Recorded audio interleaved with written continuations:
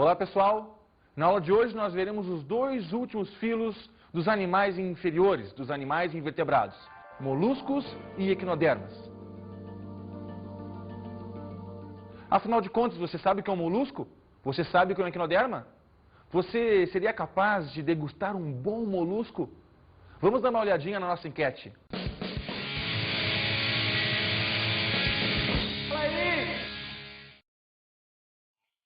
E aí, você aceitaria provar esse prato? Sim, na boa. Vamos fazer o teste? Vamos? Olha. É lindo, Bom. É bom?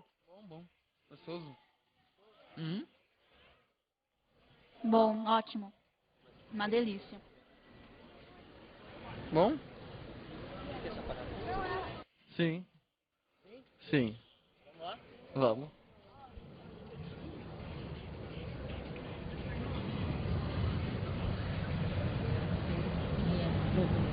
É bom? É. Bom mesmo. Muito bom? Sim. Fazer o teste? Vamos. Vamos lá, valendo.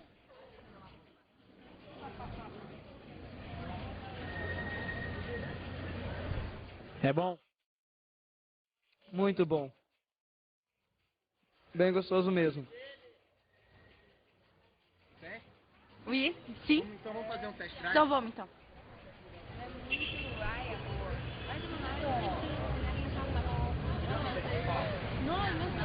É bom?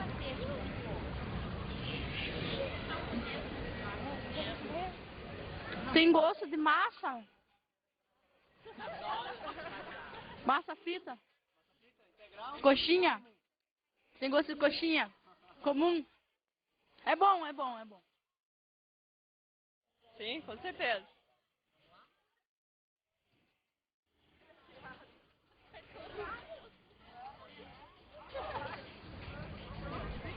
É bom? Ótimo, gostoso. Lembra o quê? Peixe, fruto do mar mesmo. Uhum. Gostoso. Sério.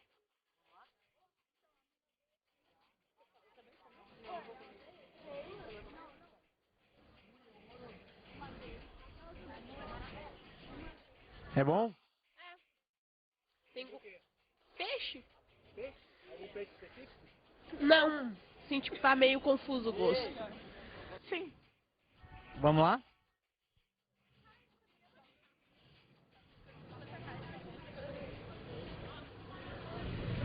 É bom? É bom. Peixe. Você comeu aqui? Lula.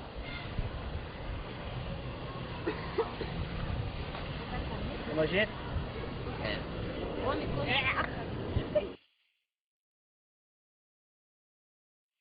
Deixa eu dar um cheiro aí pra você ver como é bom. Não sei. E aí, tá com nojo? Tô, é bem pedido. Bastante. Bastante. Acabou de comer isso. Eu sei. E aí, você tá com nojo agora? Agora eu tô. Bastante. Muito nojento isso, cara. Eu comi isso. Você comeu isso? É, cara, não quero mais. Achei mais ou menos assim, né? O gosto.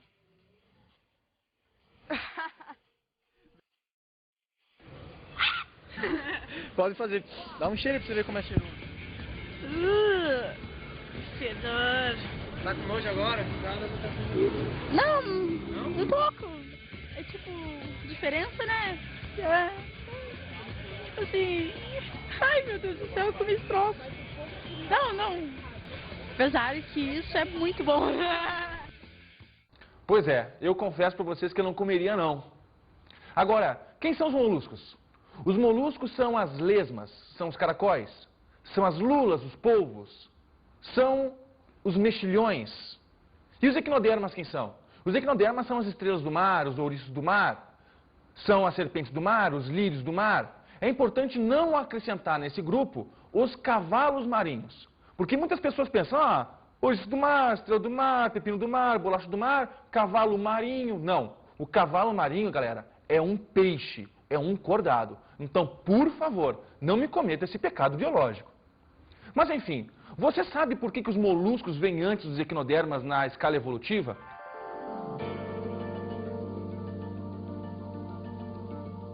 Tudo isso tem um motivo. Muitos alunos perguntam, bom, Rogério, como é que artrópodo pode ser menos evoluído do que um equinoderma? Essa resposta, ela está baseada toda no desenvolvimento embrionário desses animais, como nós podemos ver na imagem que está no vídeo de vocês. Esta imagem representa a fase gástrula do desenvolvimento embrionário. E essa cavidade que vocês observam nessa figura, representa o início da cavidade gástrica, da cavidade que vai dar origem ao tubo digestivo desses animais. No caso, a abertura dessa cavidade chama-se blastóporo. E esse blastóporo pode dar origem tanto à boca quanto ao ânus dos animais. Todos os animais que o blastóporo origina a boca são chamados de animais protostomados ou protostômios. Já os animais cujo blastóporo dá origem ao ânus são chamados de deuterostômios ou animais deuterostomados. No caso dos animais desde poríferos até os moluscos, são animais protostômios, ou seja, o blastóporo dá origem à boca. No caso dos equinodermas, não. Os equinodermas, e logo após os cordados no filo seguinte, são deuterostomados, ou seja, tanto equinodermas quanto nós, que somos os cordados, os peixes, os anfíbios, os répteis e outros animais, são animais deuterostomados, ou seja, o blastóporo dá origem ao ânus. Muito bem, então nós conseguimos ver o seguinte, que no caso dos moluscos e equinodermas, os moluscos são animais mais primitivos que os equinodermas, por quê? Justamente pelo blastóporo, nos moluscos, darem origem à boca. E os equinodermas mais aproximados de nós, cordados, porque o blastóporo dá origem ao ânus. Então, gente, o aspecto morfológico externo não conta muito nessas horas. O que a gente tem que observar é o desenvolvimento embriológico desses animais e constatar que existe realmente um aspecto evolutivo muito maior, muito mais complexo nos equinodermas do que em relação aos moluscos.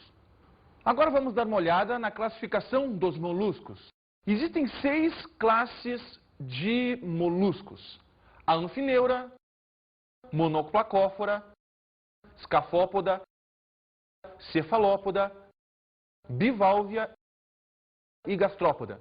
Na aula de hoje, nós veremos as 3 principais classes, que são dos bivalve, dos gastrópoda e dos cefalópoda. É importante citar que dentro dos bivalves existe um sinônimo, chamado de pelecípodos. E essa é a primeira classe que nós veremos agora. Os pelecípodos são animais caracterizados pela presença de 2 conchas articuladas, que protegem uma zona muscular e as suas vísceras internas. Ainda possuem um sistema circulatório lacunar, ou aberto, ou seja, o sangue, em alguns momentos, não está circulando por dentro de vasos. Possuem uma respiração branquial e possuem a locomoção através de músculos em forma de lança, que servem para que eles se enterrem na areia. São animais que geralmente são encontrados embaixo do substrato marinho. Da mesma forma, esses animais são muito apreciados na culinária. A segunda classe é a classe dos gastrópodos. Gastrópodos, gastropodos, são animais que caminham, que rastejam com o ventre no chão. E o exemplo clássico disso são os caracóis, ou o chique escargot. Muito bem. Esses animais são caracterizados por possuírem, sim, uma cefalização. Eles possuem encéfalo, possuem um pé e possuem uma massa visceral que está envolvida em uma concha superior, como nós podemos ver no desenho. Esse é um exemplo de um escargot, né? O que nós comemos é justamente a parte que está aparecendo embaixo da concha. E, gente, sinceramente, a aparência desse prato ela pode ser, para alguns, muito bonita. Agora, não me agrada em nada. No desenho seguinte, nós vemos o esquema de locomoção desses animais, que é geralmente sifonado. Então, essa estrutura que vocês veem é um órgão que é responsável por expulsar a água num sistema de propulsão, como se fosse uma propulsão a jato mesmo. Este pé largo e musculoso que vocês estão vendo embaixo é responsável não só pela locomoção, mas também pela sensação química do ambiente. Os moluscos são animais lentos e que geralmente rastejam no substrato. Ninguém vê um molusco voando por aí. E ninguém vê um molusco correndo por aí. Então, gente, é muito importante que, como vocês estão vendo na figura, as células sensoriais se baseiam na zona de contato do corpo com o ambiente que ele está situado. Então, no pelágio musculoso nós encontramos células sensoriais, células que percebem pH, que percebem salinidade, granulosidade do solo, temperatura, e também nessas duas anteninhas que nós vemos aqui no bichinho. Muito bem, essa concha que vocês estão vendo, ela serve para proteger a massa visceral, como vocês veem na próxima figura.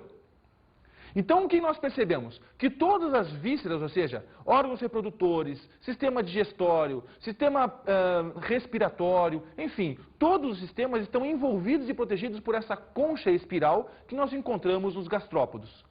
Existe uma exceção dentro deles, que é a lesma. A lesma, ela não possui concha. Então, gente, as vísceras da lesma ficam distribuídas ao longo do seu corpo musculoso. É sempre bom lembrar que os moluscos, não molúsculos, são animais de corpo mole. E esse corpo mole tem que estar protegido, obviamente, por alguma estrutura mais resistente. No caso, a concha. Tanto os bivalves que nós vimos antes, os pelecípodos, quanto os gastrópodos, eles possuem uma concha externa e que é secretada por uma zona que nós chamamos de manto, que vocês também observam ainda neste mesmo desenho. Esse manto é uma zona epidérmica que tem a função de secretar substâncias ricas em cálcio. E esse cálcio vai se modelando ao longo do tempo. A respiração dos gastrópodos ela pode ser tanto pulmonar como branquial, dependendo da espécie, porque nós encontramos tanto gastrópodos no meio aquático, marinho ou água doce, e também encontramos gastrópodos terrestres. A circulação, a exemplo dos pelecípodos, também é lacunar. É muito importante vocês perceberem que nos gastrópodos existe um sistema digestório com uma boca que possui uma estrutura análoga aos nossos dentes, que é capaz de ralar o alimento. Nós chamamos essa estrutura de rádula e ela se localiza exatamente depois da boca, no início do tubo digestivo. Os cefalópodos é a classe mais desenvolvida dentro dos moluscos. Eles possuem estruturas fantásticas, né? E o exemplo que nós damos é lula. É polvo, são os náutilos. Gente, o nosso presidente, o Lula, ele não é um molusco, ele é um cordado. Mas enfim, o que acontece? Os cefalópodos, eles possuem uma estrutura muito mais desenvolvida. Percebam o nome, cefalópodos, pés na cabeça. Não é o piolho também que tem pés na cabeça. Mas olha só o que acontece. Eles têm um nível de cefalização muito maior do que gastrópodos e do que pelecípodos. Eles possuem um sistema circulatório fechado com o coração. Como são animais essencialmente marinhos, possuem uma respiração pulmonar.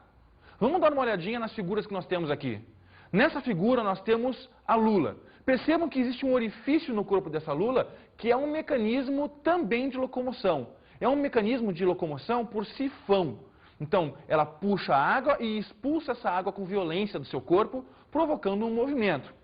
São animais extremamente ágeis no meio aquático. Vamos ver a próxima figura. Aqui nós temos um polvo visto de baixo, onde nós temos evidenciado os seus tentáculos. Próxima figura. Este é o Nautilus, né? O Nautilus, gente, é um animal que tem a capacidade incrível de comunicação. Existem células chamadas de cromatóforos, que são células que servem para mudar a pigmentação do seu corpo, criando, inclusive, padrões de comunicação e de sociabilização desse animal. Na próxima figura, nós vemos um cefalópodo de forma esquemática. Bom, até então as pessoas que veem cefalópodos não percebem que ele tem uma concha. Por quê? Porque a concha desse animal não é uma concha externa, como os bivalves, como os gastrópodos, mas sim uma concha interna. Então existe já um princípio de crânio, um princípio de proteção craniana. Vemos ainda no desenho uma mandíbula. Essa mandíbula ela serve justamente para a trituração do alimento. São animais predadores, são animais carnívoros. Com relação à reprodução desses animais, eles são dioicos, possuem macho e fêmea. E também fazem o fenômeno da corte, ou seja, o macho ele tem que seduzir a fêmea, ele tem que convencer a fêmea de que ele tem os gametas ideais para os seus futuros filhos. Para isso também entra em ação esses cromatóforos que eu falei para vocês. Porque o padrão de abertura e fechamento desses cromatóforos acaba, então, comunicando a fêmea da sua virilidade, da sua fertilidade e a fêmea, em contrapartida, da sua acessibilidade ou não para a cópula. É legal a gente realçar a importância do manto. O manto, como eu falei para vocês antes, é aquela camada epidérmica que secreta substâncias ricas em cálcio. O resultado disso é a produção de madrepérola e de pérola, que são altamente valiosas no mercado. Vamos dar uma olhadinha no depoimento do nosso amigo joalheiro. Bom, para nós classificarmos quanto mais vale, por exemplo, uma pérola, nós temos que seguir 5 critérios, segundo o seu brilho, textura, tamanho, cor e formato. No caso do brilho, quanto mais intenso, mais ela pode valer. No caso da textura, quanto menos imperfeições, mais ela vale. Com relação ao tamanho, quanto maior possível. A cor, a mais rara, no caso hoje, azul. E o formato, quanto mais cilíndrico. Bom, ela é tão valorizada segundo a demanda, porque hoje em dia nós temos muita demanda e pouca fabricação, pouca produção de pérolas. Outro detalhe também, são poucos os produtores no mundo.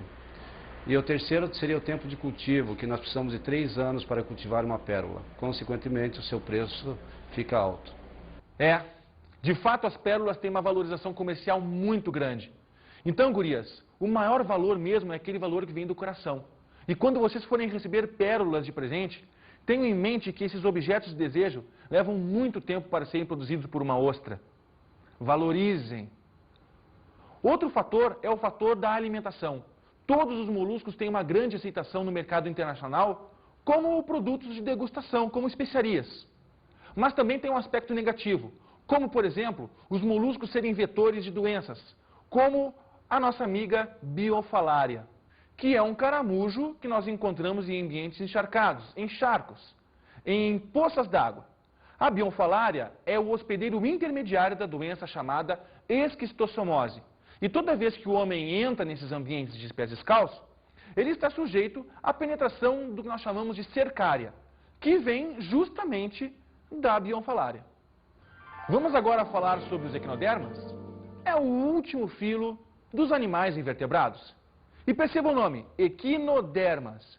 Equinoderma, gente, não tem nada a ver com equino, com cavalo. E muitas pessoas confundem na hora de marcar a resposta de uma questão, marcando o cavalo marinho como sendo um exemplo. Percebam, equino significa espinho, derma, pele, espinhos na pele. Exemplo, pepino do mar, bolachas do mar, estrelas do mar, serpentes do mar. E nessa confusão de nomes, domar, cavalo marinho, é que as pessoas acabam embarcando. Gente, isso é uma pegadinha. Muita atenção nessa hora. Os equinodermas são mais evoluídos que os moluscos justamente pela presença de um ânus originado do blastópolo, não de uma boca, como era nos moluscos.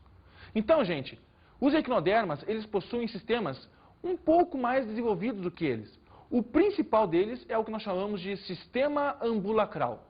Como vocês podem ver no desenho que está aparecendo na tela de vocês, podemos perceber então o sistema ambulacral como um sistema hídrico, um sistema de canais onde a água penetra no corpo do animal, fazendo as vezes do sistema circulatório. Então, gente, o sistema ambulacral, com a entrada e a saída de água do ambiente, ele acaba facilitando as trocas gasosas, a distribuição de alimento para as células do animal, a excreção do animal, a locomoção desse animal também. Então, o que acontece? A água penetra pela placa madrepórica, ou pela placa madreporeica, que está situada na parte superior do corpo do animal, ativando as ampolas e os pés ambulacrais. Então, na medida em que a água entra, imaginem uma luva de borracha. Quando a gente assopra, existe a ativação dos dedos. Da mesma forma que a água entra nesse sistema ambulacral e ativa, então, as ampolas e os pés ambulacrais. Nessa outra imagem, nós temos evidenciado os pés ambulacrais, que, como vocês podem perceber, são muito mais sensíveis do que o corpo propriamente do bicho, também desempenhando, então, uma função tátil, de percepção do ambiente. Os equinodermas são animais que possuem já um endoesqueleto. São placas calcárias que são articuladas, proporcionando para esse animal também uma sustentação. Os equinodermas são animais de fundo do oceano, chamados de bentônicos, e desempenham uma importante função na ecologia, que é justamente a de raspar, a de limpar o fundo deste oceano, devido a sua boca ser uma boca ventral. Essa boca possui um conjunto de dentes calcários, e o nome dessa estrutura é lanterna de Aristóteles. Para todas aquelas pessoas que têm o hábito de ir à praia, de repente pode encontrar um equinoderma redondinho, que parece uma bolachinha mesmo com um desenho de estrela no centro dele. O nome desse equinoderma chama-se bolacha do mar.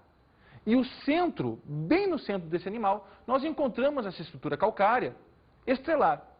Então, gente, essa estrelinha representa a boca, a lanterna de Aristóteles, o início do tubo digestivo desse animal. O tubo digestivo desse animal também é um tubo digestivo completo. O seu ânus fica na parte dorsal, na parte de cima do seu corpo, bem pertinho da placa madrepórica. Os equinodermas são animais aquáticos territoriais. Eles demarcam a sua área no fundo do oceano, querendo sempre aquela zona oceânica de água quente, onde haja muita produção de matéria orgânica, e aquela zona rica em nutrientes. E eles lutam para manter essa área como sendo sua. Vocês só podem observar também a beleza desses animais nas imagens que vocês estão tendo na tela. Vejam que existe uma diversidade de cores e formas muito grande das estrelas do mar. Próxima figura, nós vemos outros dois tipos de estrelas. Aí nós temos um lírio do mar. Percebam que a beleza desses animais, a diversidade de formas, faz com que eles sejam, infelizmente, muito predados pelo homem. A importância ecológica dos equinodermas está na presença deles em recifes de corais, agindo como um dos elementos dessa cadeia alimentar. São animais, como eu falei para vocês, detritívoros. E tem importância também na limpeza do fundo do oceano. É muito melhor tu ver um equinoderma no fundo do mar do que tu ver um equinoderma na mesa de centro de nossa sala. Gente, muito cuidado. Se vocês quiserem apreciar realmente a natureza, façam um curso de mergulho. Deem uma boa olhada nesses animais no seu ambiente natural. Afinal de contas, você não gostaria de estar em cima de uma gaiola. Concorda comigo? Agora vamos para as nossas dicas de estudo.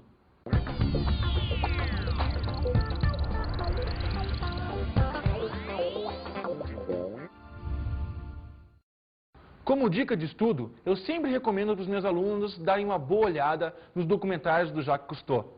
São documentários que, além da beleza das imagens, existe um ótimo embasamento biológico. Gente, bons estudos!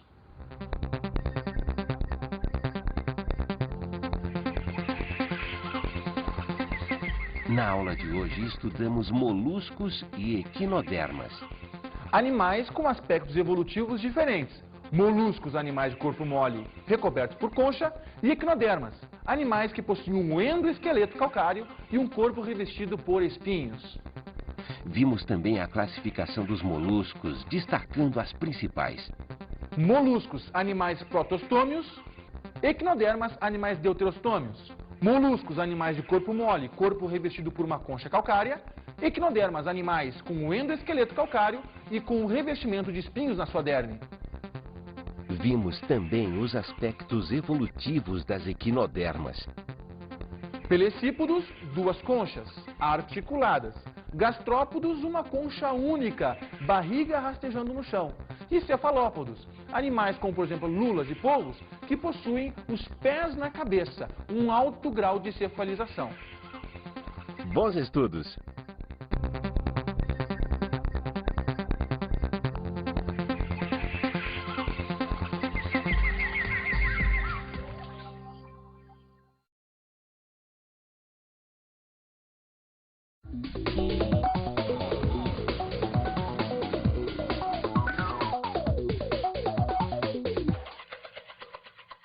Bom, os moluscos eles possuem uma importância muito grande para o homem, né? Na alimentação, na fabricação de adornos para moda, na fabricação das joias, né? Enfim, é importante realçar esse aspecto dos moluscos, né? Para o aluno também tem que ficar bem claro os aspectos evolutivos de cada subdivisão dos moluscos. Então, os pelecípodos, os gastrópodos e os cefalópodos, e todas as diferenças fisiológicas que são adquiridas ao longo desse processo.